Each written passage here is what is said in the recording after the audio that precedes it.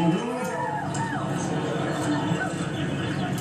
behalf of the American people, on behalf of Michelle and myself, it is my honor to welcome to the United States Prime Minister Justin Trudeau. Mrs. Gregoire Trudeau, their beautiful children, and the pretty good-looking Canadian delegation.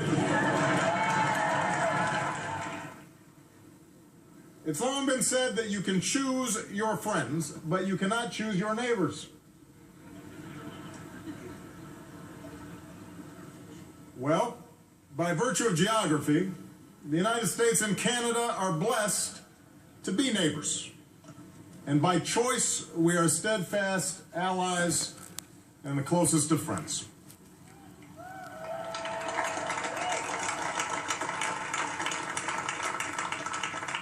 The truth is, though, we don't express this enough, in part because of our national characters. Our Canadian friends can be more reserved, more easygoing. We Americans can be a little louder, more boisterous. And as a result, we haven't always conveyed how much we treasure our alliance and our ties with our Canadian friends. And that's why today we are very proud to welcome the first official visit by a Canadian Prime Minister in nearly 20 years.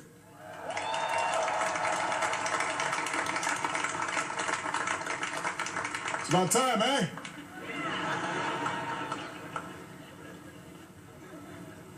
And what a beautiful day it is, which is a little unfair. As president, my very first foreign trip was to Canada, to Ottawa in February, in the snow. Still, our friends from the Great White North gave me a very warm welcome. And Mr. Prime Minister, we hope to reciprocate some of that warmth today with your first official visit south of the border. We're joined today by proud Canadian Americans. We are family, and this is also a special day for the many Canadians who live and work here in America and who enrich our lives every day. We don't always realize it, but so often that neighbor, that coworker, that member of the White House staff, some of our favorite artists and performers, they're Canadian. They sneak up on you. Even as we remember what makes us unique, Americans and Canadians, we see ourselves in each other. We're guided by the same values, including our conviction that the blessings we cherish as free people are not gifts to be taken for granted, but are precious freedoms that have to be defended anew by every generation. Americans and Canadians, our brave men and women in uniform, have paid the price together across a century of sacrifice, from the poppy fields of Flanders to the rugged mountains of Afghanistan. As NATO allies, we stand united against terrorism and for the rights of nations like Ukraine to determine their own destiny. As leaders at the United Nations, we stand up for peace and security and the human rights of all people. Our shared values also guide us at home. I'm proud to be the first American president to stand with a Canadian Prime Minister and be able to say that in both our nations, health care is not a privilege for a few, but is now a right for all.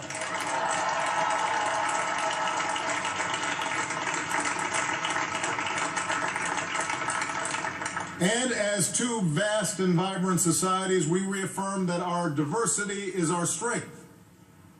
Whether your family was among the first native peoples to live on these lands or refugees we welcomed just yesterday. Whether you pray in a church or a synagogue or a temple or a mosque, where no matter what province or state you live in, you have the freedom to marry the person that you love.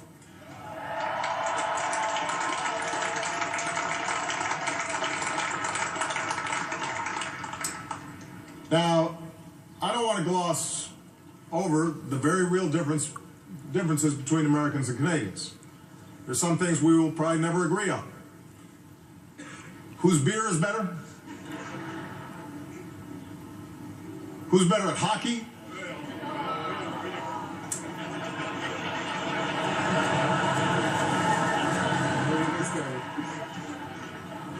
Where's the Stanley Cup right now? I'm sorry. Is it in my hometown with the Chicago Blackhawks? In case you were wondering. In case you Canadians were wondering, where is it?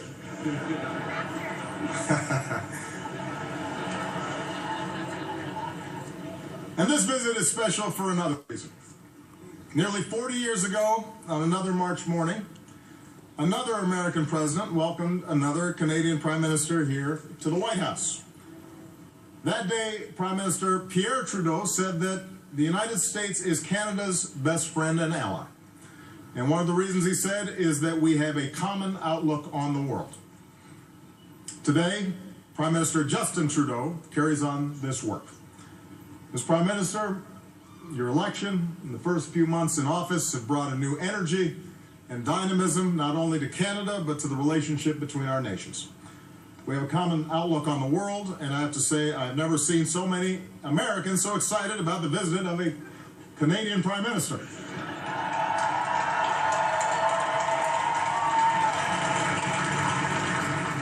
So with this visit, I believe that the United States and Canada can do even more together, even more to promote the trade and economic partnerships that provide good jobs and opportunities for our people, even more to ensure the security that so many Americans and Canadians count on so that they can live in safety and freedom, even more to protect our countries and our communities, especially in the Arctic, from climate change, just as we acted together at Paris to reach the most ambitious agreement in history to fight climate change.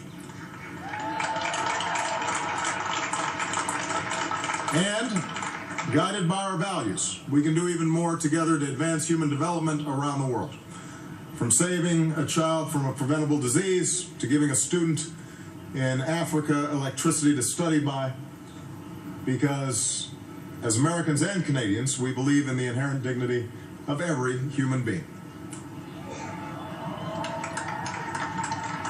As always, our work as nations remains rooted in the friendship between our peoples, and we see that every day in communities along our shared border.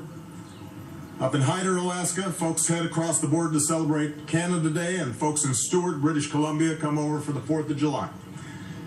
At the baseball diamond in Coots, Alberta, if you hit a home run, there's a good chance the ball will land in Sweetgrass, Montana.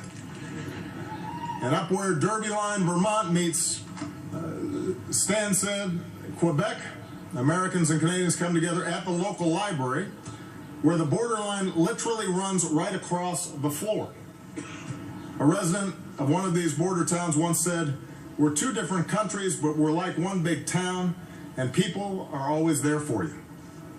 So Prime Minister Trudeau, Justin, Sophie, to all our Canadian friends, we are two different countries, but days like this remind us that we're like one big town, and we reaffirm that Americans and Canadians will always be there for each other. Welcome to the United States. Bienvenue, mes amis.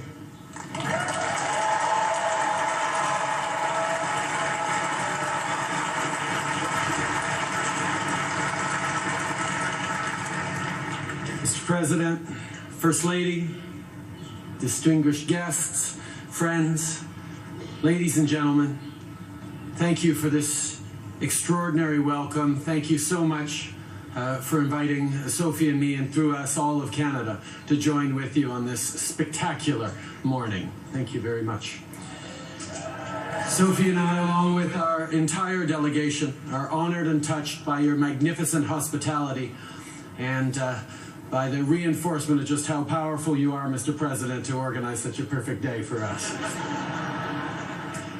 C'est un grand honneur d'être à Washington cette semaine, dossier à la fois important pour le Canada, dossiers that are important for both Canada and the US, comme le changement climatique, files such as climate change, so that we can leave our children and grandchildren a planet that is cleaner and healthier, files like security and world stability, so that together we can make the world a safer place, and files like trade, in order to grow our economy and look after the middle class. That our government was elected on a plan to strengthen the middle class. We have an ambitious innovation agenda as we realize that revitalizing our economy will require investing in new ideas and new technologies. Our plan will foster emerging industries, create good jobs, and increase our global competitiveness. That was the Canadian plan, and of course it very much resembles the challenges and the solutions that you've been putting forward here south of the border. A plan to invest in our country and invest in our people. And it's wonderful to see that our American friends and partners share and are working on the exact same objectives. See, as our leading trading partner and closest ally, the relationship between our two countries has always been vital. As an exporting nation, Canada is always eager to work closely to reduce trade barriers between our countries. And speaking of exports, we know with certainty that there's a high demand for Canadian goods down here. A few that come to mind that President Obama just rightly recognized as being extraordinary contributors to the American success story is Jonathan Taves, Duncan Keith, and Patrick Sharp of the Chicago Blackhawks. We've faced many challenges over the course of our shared history. And while we have agreed on many things and disagreed on a few others, we remain united in a common purpose. Allies, partners, and friends as we tackle the world's great challenges. Whether we're charting a course for environmental protection, making key investments to grow our middle class, or defending the rights of oppressed peoples abroad, Canada and the United States will always collaborate in partnership and good faith. The history may be complex, but the bottom line is clear. There is no relationship in the entire world like the Canada-US relationship.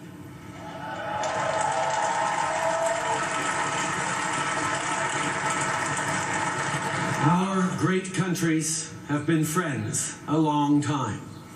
We grew up together, and like all great, enduring friendships, at our best, we bring out the best in one another. And through it all, our enormous shared accomplishments speak for themselves. Prosperous, free, diverse societies that have shaped history together. We could not be prouder of that past. And on behalf of 36 million Canadians, I thank you all for your warm welcome. Now let's get to work on shaping our shared future. Merci beaucoup.